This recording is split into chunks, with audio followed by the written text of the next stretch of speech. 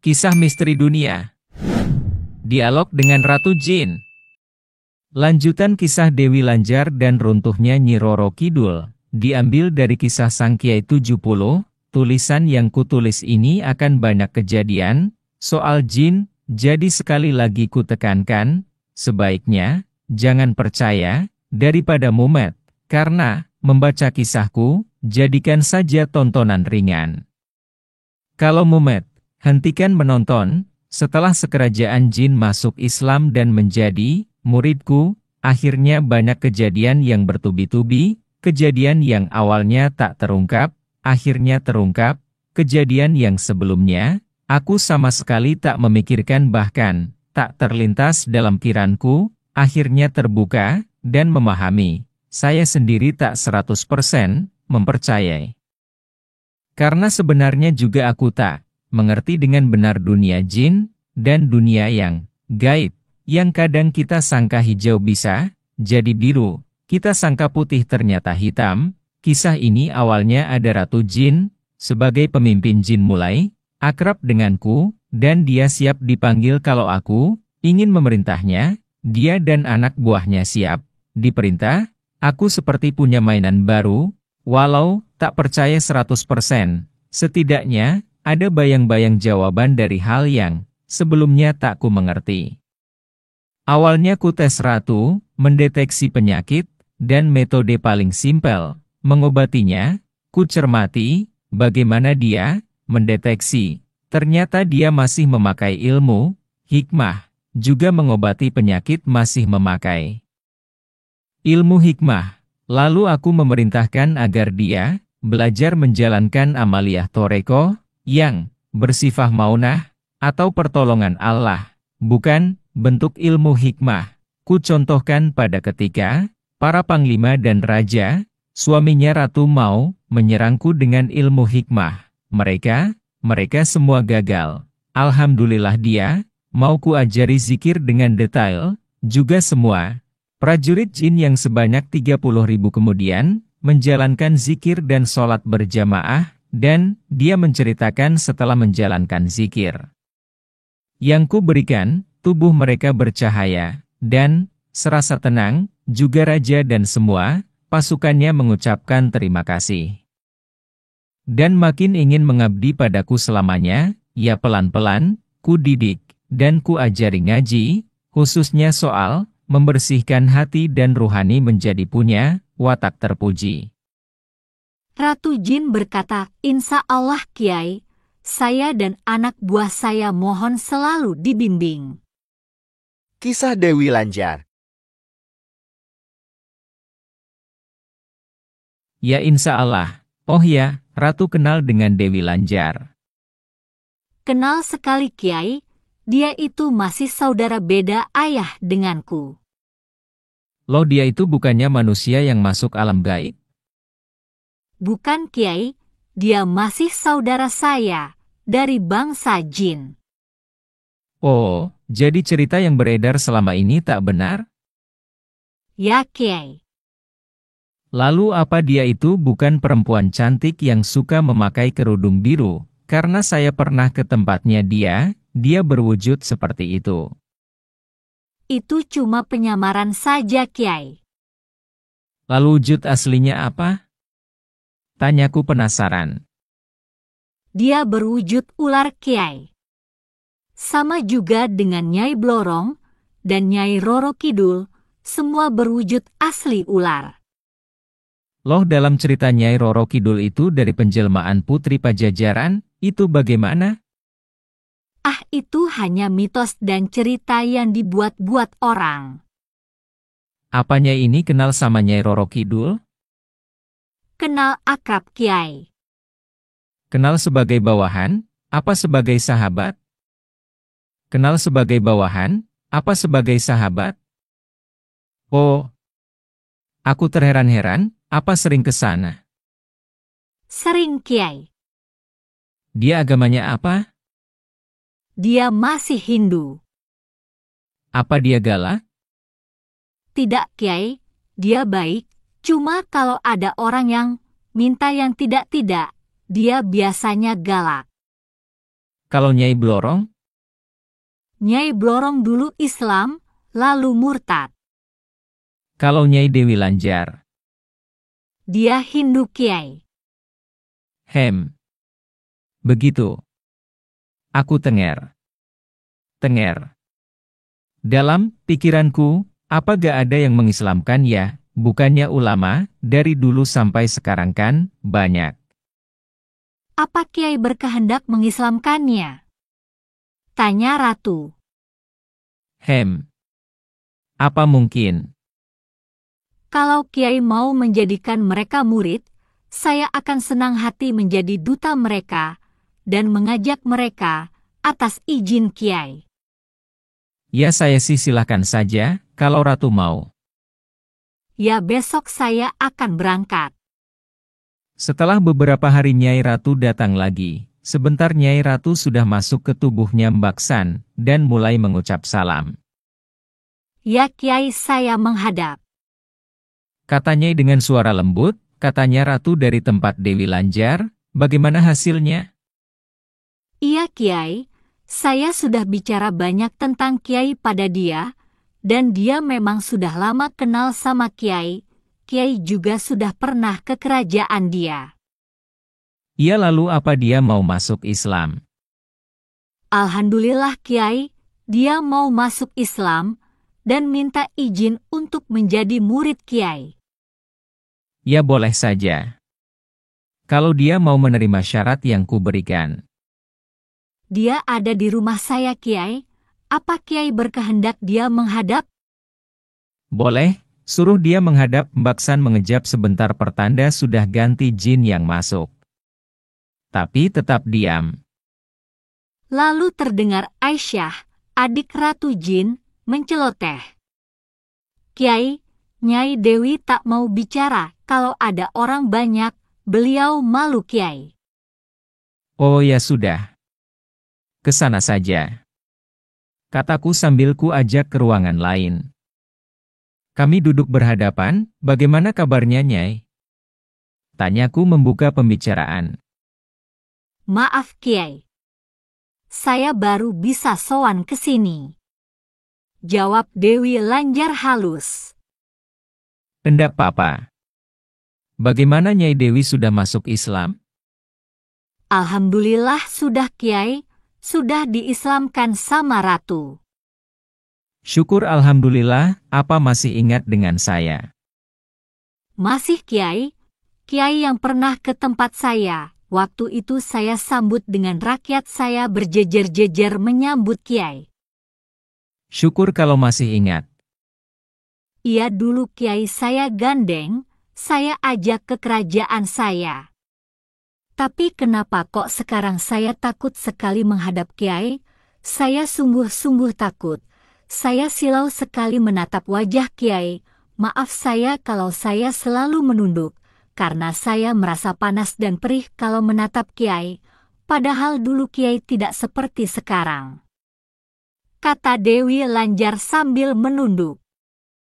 Mungkin belum terbiasa saja. Nanti juga kalau sudah terbiasa akan biasa, gak silau lagi. Kalau Kiai mengizinkan, saya ingin menjadi pengikut dan murid Kiai. Tapi saya ada syaratnya, apa Nyai Dewi mau memenuhi syaratnya? Saya akan berusaha taat dan tunduk pada yang Kiai perintahkan.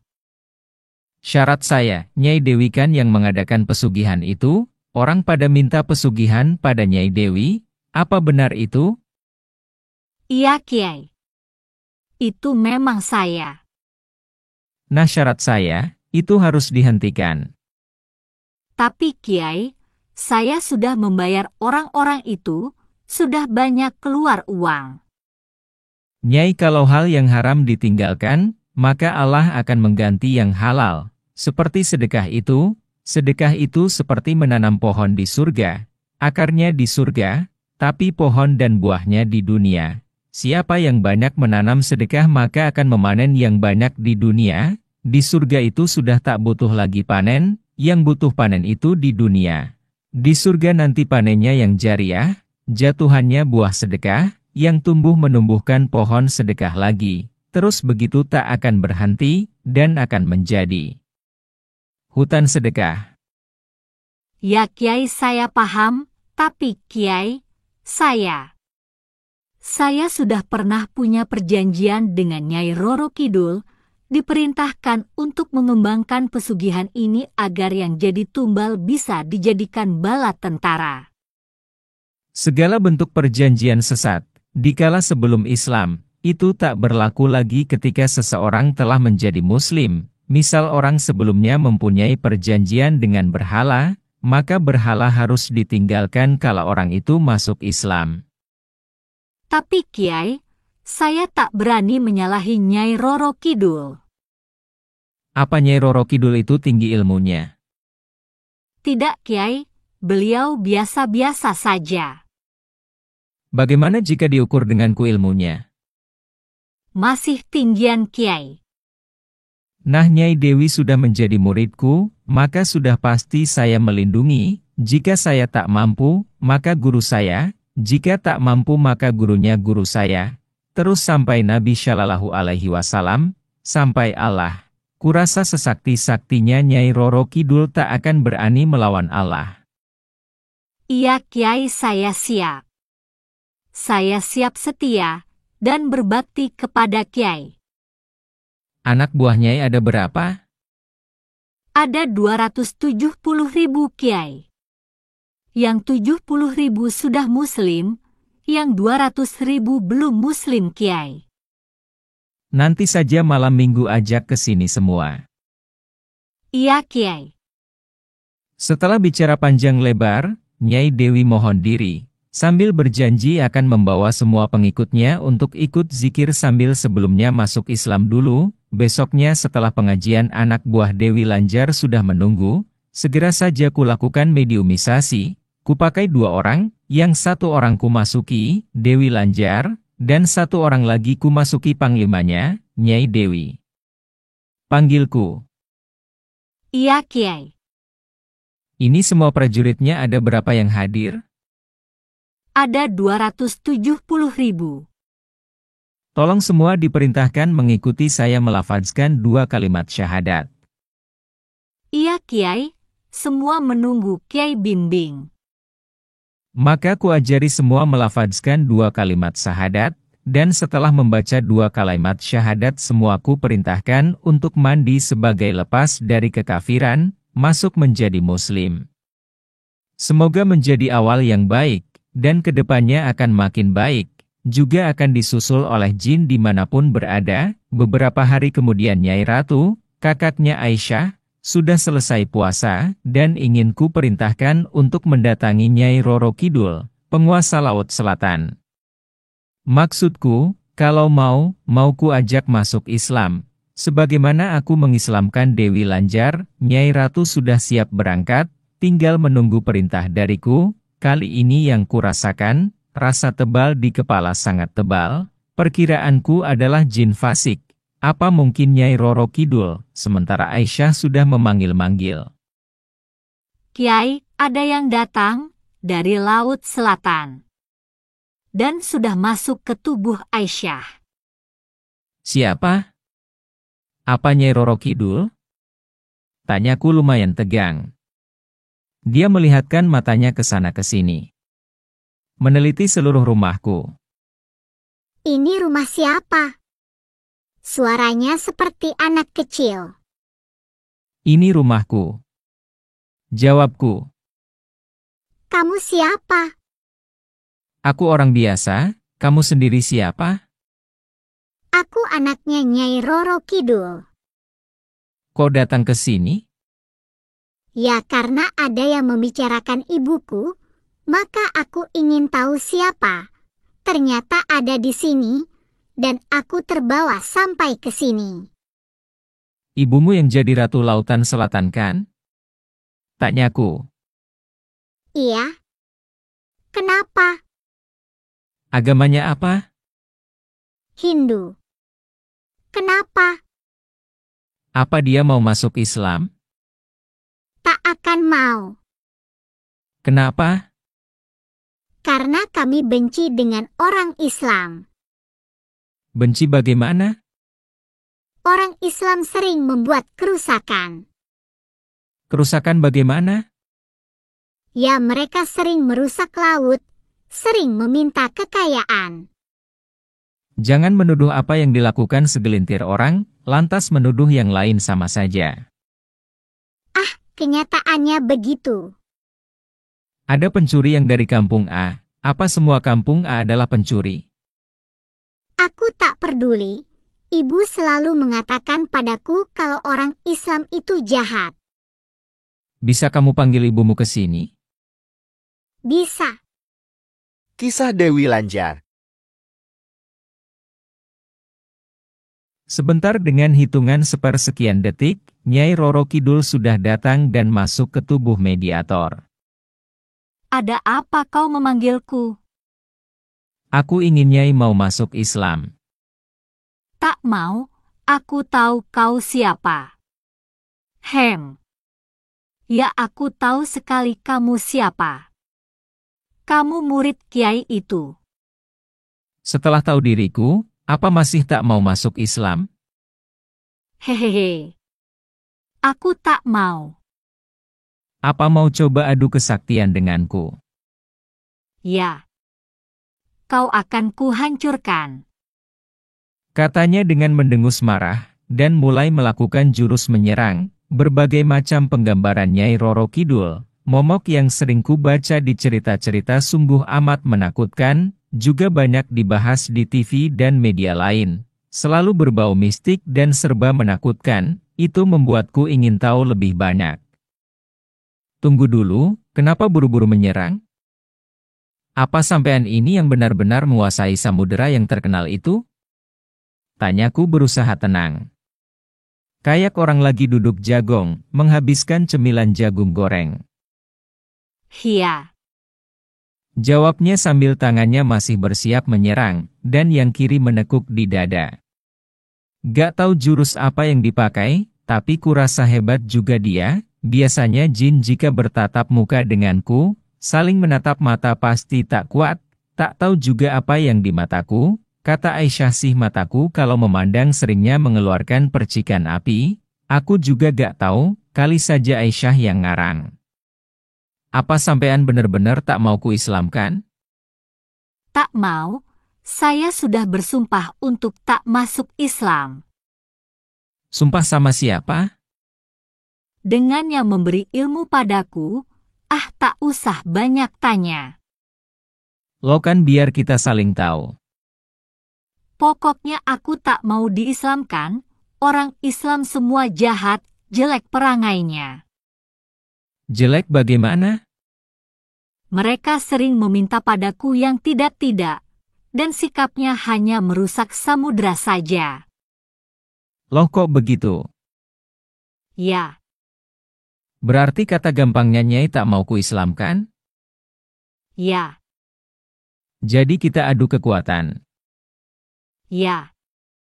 Kami pun adu kekuatan, dan berkali-kali kami saling serang. Kadang aku keluarkan cambuk api, ku serang bertubi-tubi. Awal serangan dia tergetar, tapi kedua ketiga dia sudah mempan. Ku ganti dengan pedang. Juga pertama kali dia mampu kulukai, tapi kedua kali dan ketiga dia kebal. Berulang kali benturan energi, aku makin semangat.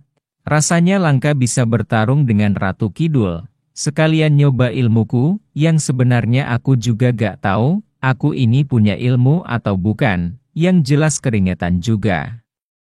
Bertarung dengan berbagai ilmuku ganti untuk menggempurnya, dan berulang kali dia jatuh terhantam pukulanku, jadinya kayak latihan saja. Soalnya Nyai Roro Kidul tak pernah sampai jika menyerangku. Selalu saja dapat ku gempur duluan, sampai dia ngos-ngosan. Mungkin dipikirnya, kok ilmuku gak habis-habis, banyak banget koleksi ilmuku, padahal itu hanya hayalku saja, ilmu yang ku ciptakan di hayalku. Dia terdiam, ngos-ngosan tak berdaya, lalu berusaha memperbaiki duduknya, dan menyembah padaku. Aku menyerah, dan takluk, dan siap mengabdi padamu.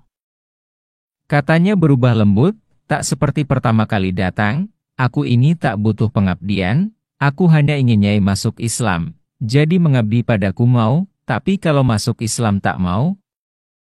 Ya, aku tak bisa masuk Islam. Kalau tak mau masuk Islam, ya sudah kita bertarung lagi. Tidak, aku menyerah kalah. Kamu sakti sekali. Hehehe. Aku tak sakti, aku biasa saja.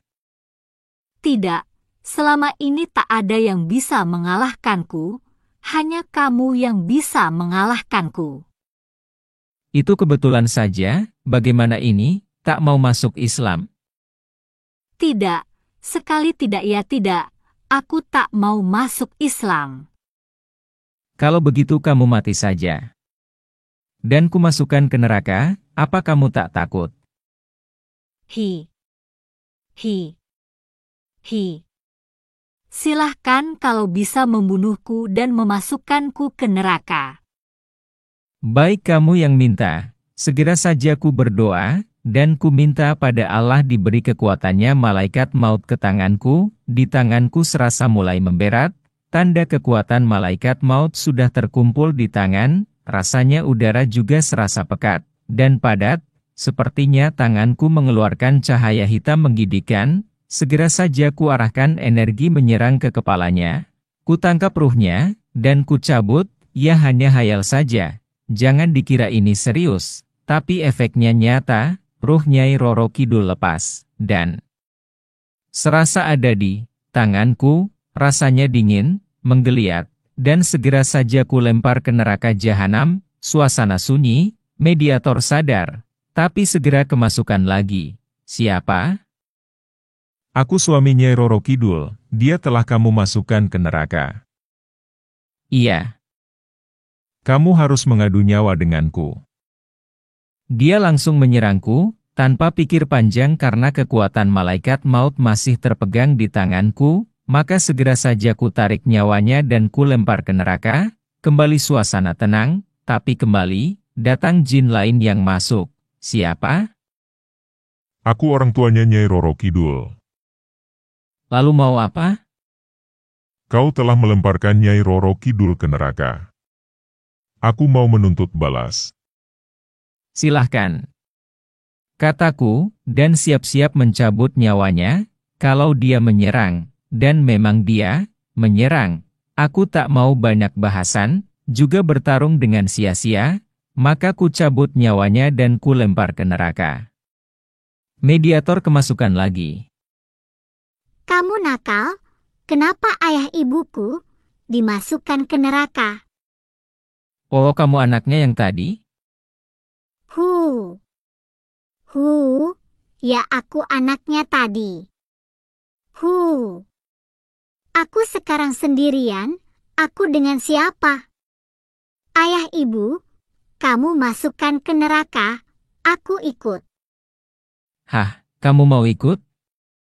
Mereka di sana disiksa. Disiksa bagaimana? Kamu ingin melihat? Iya, Lalu ku buka penglihatannya. ibu. Ayah. Kasihan mereka dibakar, dicambuki, sampai hancur. Bagaimana? Apa masih mau ikut? Tidak, tapi aku sendirian, aku tak punya ayah ibu. Ya, ayah ibumu akan dikeluarkan dari neraka, kalau mereka bertaubat, dan mau masuk agama Islam. Kau jahat, orang Islam jahat. Aku melakukan ini, agar ayah ibumu nanti bahagia, masuk surga. Bagaimana kamu mengatakan aku jahat? Pokoknya kamu jahat. Bagaimana, kamu mau masuk Islam? Tak mau, karena ayah ibuku mengatakan kalau orang Islam jahat. Hi, dengar, kamu masuk Islam, nanti berdoa pada Allah, agar ibumu diberi hidayah sama Allah, agar mau masuk Islam, nanti beliau diambil dari neraka. Apa bisa? Ya bisa. Kalau begitu saya mau masuk Islam. Benar, ku berdoa pada Allah minta pada malaikat maut, melihat hatinya, Jika hatinya mau masuk Islam, ku minta untuk tak dicabut nyawanya, tapi kalau tidak mau masuk Islam, ku pinta mencabut nyawanya, dan malaikat maut pun mencabut nyawanya, tanda kalau dia hanya pura-pura masuk Islam. Setelah nyawa anak Nyai Roro Kidul dicabut dan dibawa ke neraka, maka silih berganti berdatangan prajurit Nyai Roro Kidul menyerangku. Alhamdulillah kemudian semua lancar kembali, walau anak buah Nyai Roro Kidul masih banyak yang mau menyerang, daripada aku digempur duluan, maka ku minta sama Allah agar dikirim pasukan malaikat untuk menggempur kerajaan Samudra. Setelah sepersekian menit berlalu, aku berpikir, wah bisa jadi kerajaan sana tak ada pemimpinnya, bagaimana ini, Aisyah? Ya Kiai, Aisyah takut, karena Pak Kiai menyeramkan, galak sekali. Aisyah tahu tidak dengan Nyai Ratu Pantai Selatan? Tahu Pak Kiai, kenapa Pak Kiai? Dia Islam kan? Iya dia Islam Pak Kiai. Ku panggilnya ya. Ya Kiai. Terserah bagaimana Kiai sajalah. Maka ku panggil Nyai Ratu Pantai Selatan, dan tak sampai 1 menit dia sudah datang, lagak lagunya sangat halus. Dia menghormat padaku dengan menaruh tangan di dada, dan wajah menunduk, serta mengucap salam. Ada perlu apa, Pak Kiai memanggil saya? Kenal siapa saya? Ya saya tahu, siapa Pak Kiai. Sampean sudah Islam kan? Alhamdulillah sudah Pak Kiai. Kenapa? Dulu yang mengislamkanmu siapa? Itu Pak Kiai, yang mengislamkanku, Wali Songo. Sunan Kalijaga? Iya Pak Kiai. Ini begini Nyai Ratu, sekarang Samudra Selatan, kan tak ada yang menjadi ratu. Nah Nyai ini saya serahi menjadi raja di sana mau tidak? Saya siap menjalankan. Apa tak ingin jadi muridku? Mau Kiai, kalau Kiai sudi mengangkat hamba menjadi murid, hamba akan sangat senang. Baiklah, kalau begitu, ini ku beri cambuk untuk menjaga. Menjadi ratu di laut, dia ku suruh menerima cambuk yang ku berikan. Kiai saya mau mohon diri dulu. Sekali lagi terima kasih telah mengangkatku menjadi murid Kiai. Nanti belajar cara zikirnya, nanti minta ajar pada mbakyunya Aisyah. Iya Kiai, saya mohon diri dulu. Nyai Ratu pun keluar. Esoknya aku dikeroyok anak buahnya Nyai Roro Kidul. Pasukannya ada 1 juta jin. Bersama ruh manusia yang menyembah Nyai Roro Kidul, kemudian mereka bisa dimusnahkan. Setelah kerajaan Samudra Laut Selatan ku taklukkan, laut menjadi kosong, dan ku perintahkan Ratu Pantai Selatan memimpin. Ku coba melihat Aisyah. Aneh Nyai Ratu Pantai Selatan tak ada di singgasana laut, maka ku panggil beliau. Sebentar sudah masuk ke tubuh mediator, dan mengucapkan salam, sambil tangannya ditaruh di dada menghormat. Ada apa Kiai memanggil saya? Nyai Ratu, kok Nyai tak terlihat duduk di singgasana Samudra Selatan? Kenapa tetap di pantai selatan? Ampun saya Kiai, saya tak kuat duduk di singgasana Laut Selatan. Kenapa? Bagi saya amat berat Kiai. Ku beri kekuatan tambahannya. Iya Kiai. Lalu ku salurkan energi ke tubuh Nyai Ratu Laut Selatan, bagaimana sekarang? Apa siap? Insya Allah Kiai, doakan saya mampu menjaga amanah ini. Silahkan Nyai Ratu berangkat ke Laut Selatan. Nyai Ratu Pantai Selatan segera pergi setelah mengucapkan salam dengan menghormat sebagaimana biasanya. Setelah 2 hari menaklukkan Laut Selatan, kok Gunung Merapi meletus, dengan letusan intensitas ringan, dan tanpa terjadinya tanda-tanda sebelumnya. Aku tak peduli, dan tidak membaca berita kecuali setelah teman-teman memberitahu. Aku juga tak menduga itu ada hubungannya dengan apa yang kulakukan. Kiai, Ki Semar ayahnya Permono marah Kiai, kata Aisyah di waktu sore. Ki Semar siapa, Nduk? Ki Semar itu ya ayahnya Permono. Permono itu penguasa Gunung Merapi Kiai. Permono itu yang menjadi kusir kereta kencananya Nyai Roro Kidul Kiai. Jelas Aisyah. Wah, baru tahu aku, memang aku sendiri tak peduli dengan siapa jadi penguasa mana, karena sama sekali tak ada urusannya. Oh, jadi Gunung Merapi itu ada penguasanya tuh, Nduk? Ya Kiai. Yang jadi penguasanya itu Permono.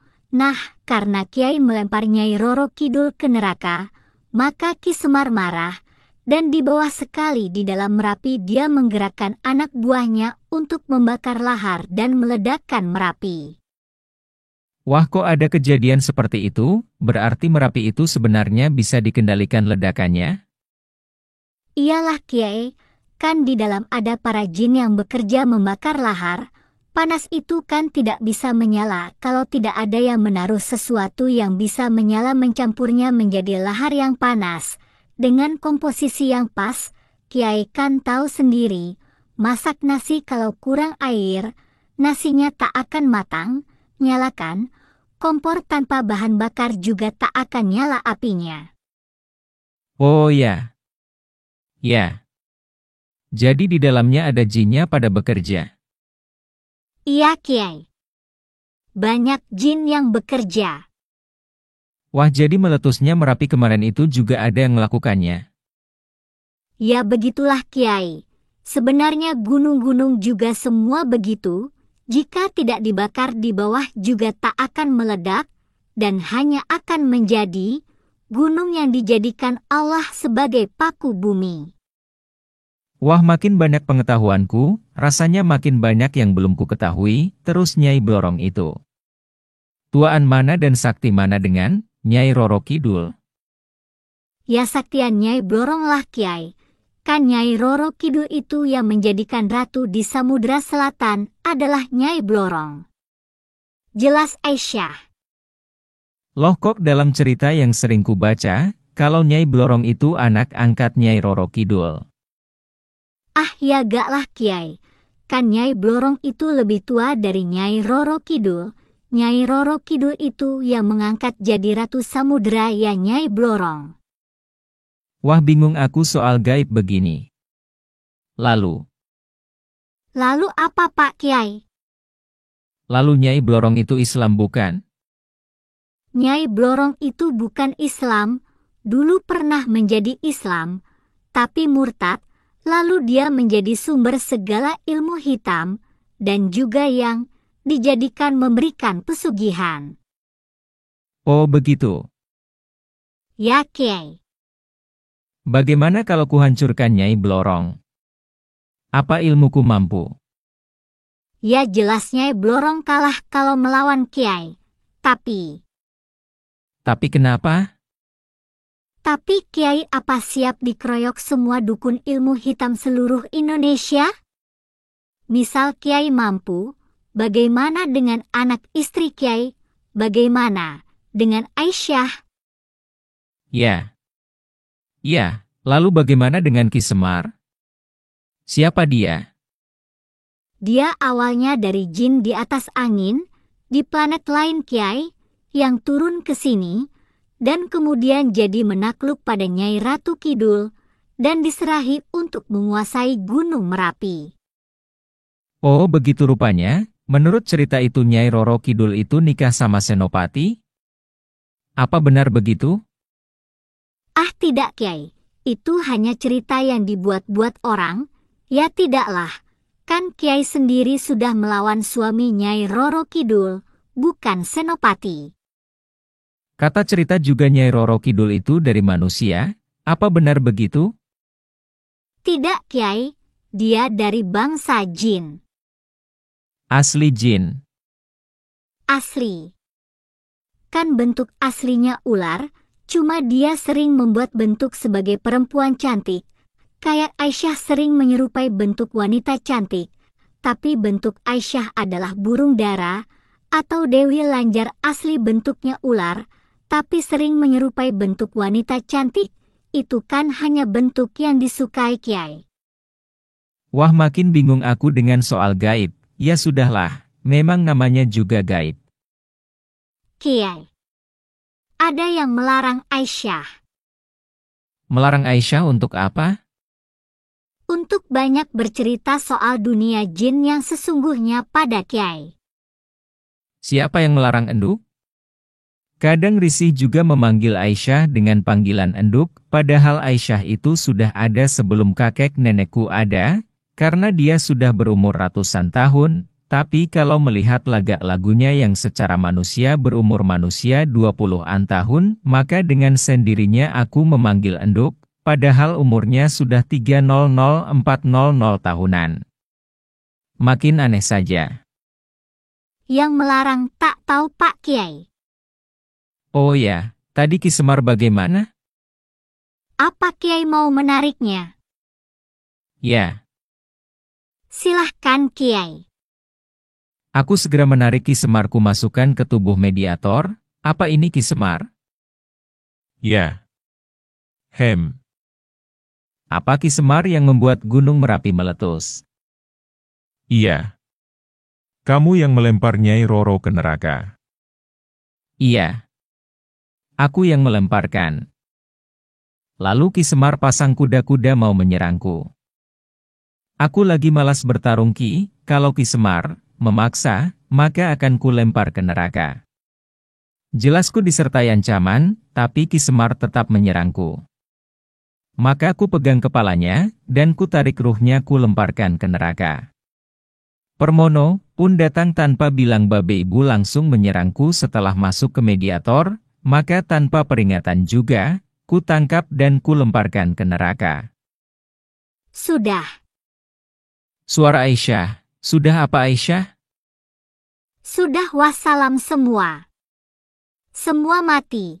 Pak Kiai kalau marah galak ya. Aisyah jadi takut, tubuh Pak Kiai diliputi cahaya dari neraka. Hi takut, hawanya malaikat maut sama hawanya malaikat Malik penguasa neraka nyatu. Hi Aisyah takut sekali Kiai. Kalau Kiai marah. Kiai kan gak marah sama Aisyah. Setelah itu banyak anak buah pengikut Nyi Roro Kidul terus menyerang dan akhirnya semua lancar kembali. Jin itu tidak bisa dipercaya 100%. Jadi kita jangan begitu saja melepaskan kepercayaan padanya. Hanya dengan mata ruhani kita bisa melihat kebenaran di balik segala sesuatu, karena banyak versi dan tipuan di dunia gaib. Salam damai.